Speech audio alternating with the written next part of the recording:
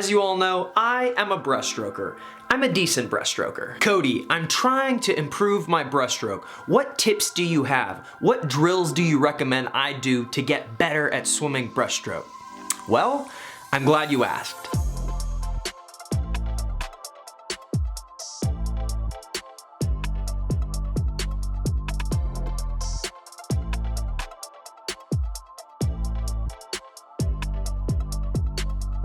Into the water. Hope I don't fall.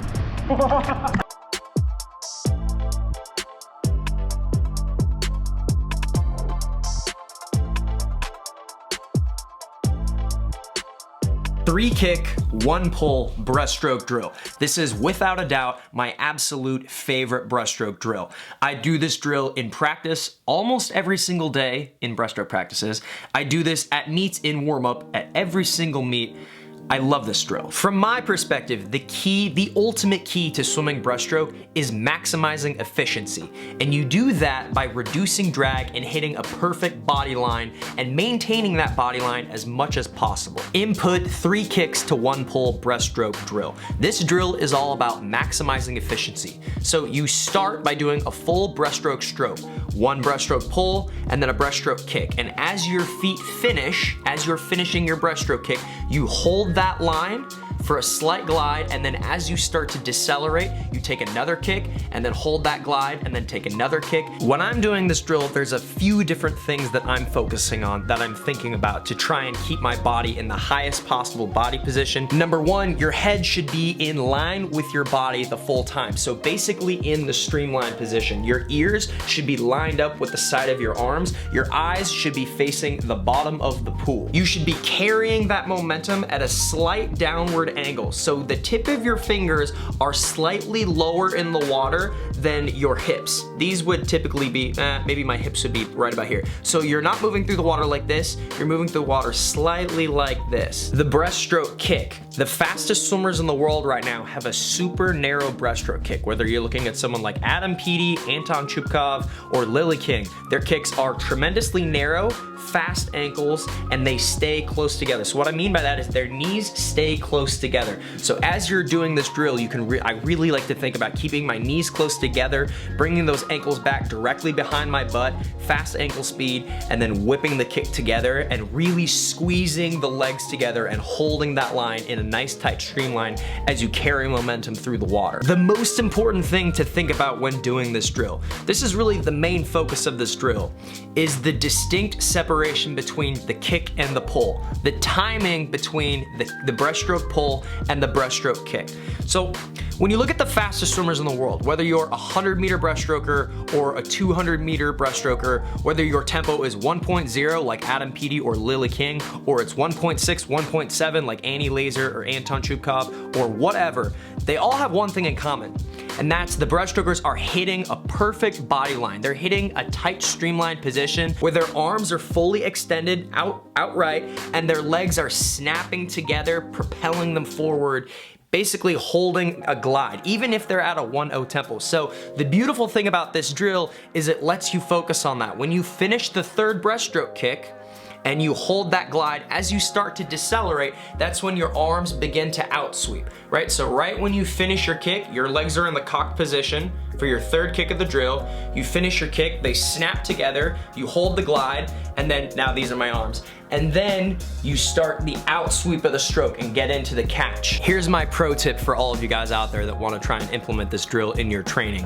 When I go to meets, I do this drill in warm-up just to get a good feel for my stroke, to fill out that different timing, and I do it at a moderate effort level. But in training, in our breaststroke practices, we like to do this drill fast. We like to do this drill at a 200 effort level. Here's an example of a set that I did just a few days ago. We went 825s on short rest, meaning 825s short course yards on 25 seconds, and then like a 200 easy and a minute rest. And we did that 3 different times. The beautiful thing about this drill is when you're training it fast, particularly under a high amount of duress, so not a lot of oxygen, short rest, your body starts to fatigue quickly. By 25, number 4, number 5, number 6, you kind of start to fall apart if you're actually hitting the effort that you need to be hitting. And in those moments, you start to feel the drags start to seep in. You start to feel all the little details. You basically start to feel your stroke break down.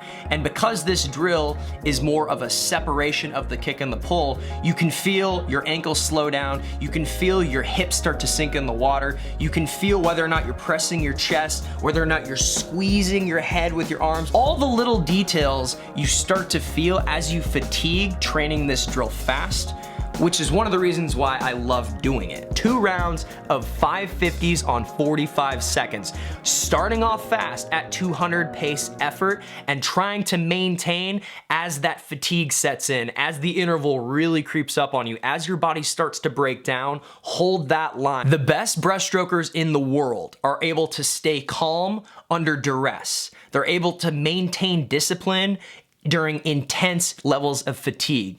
And I love training this drill under those circumstances because that replicates how your body is going to feel when you start to fatigue on the last 25 or the last 50 of your race. I hope this is helpful. Let me know in the comment section below what you guys think about this, and thank you for visiting Cody's Classroom. This video is sponsored by my favorite delicious power bar, Built Bar. If you're a swimmer, a parent, an athlete, a coach, someone with an active lifestyle, and you're looking for a delicious yet very nutritious bar for on the go or after workouts, I recommend Built Bars. Built Bars have 100% real chocolate. There's 19 grams of carbs, 18 grams of protein, and only 5 grams of sugar. And they're completely preservative free. They have tons of different flavors and they legitimately taste like a candy bar. If you guys are interested, click the link in the description below. Use my promo code CODY10 to get 10% off your order. Thank you guys for watching. If you want to get a video from me to you for whatever reason, I'm on Cameo. Follow me on social media, at SwimMiller on Twitter and at CodyMiller on Instagram. Vlogs every Wednesdays. Click that subscribe button and become a member of our swim family if you haven't yet. And until my next video, I will see you guys later.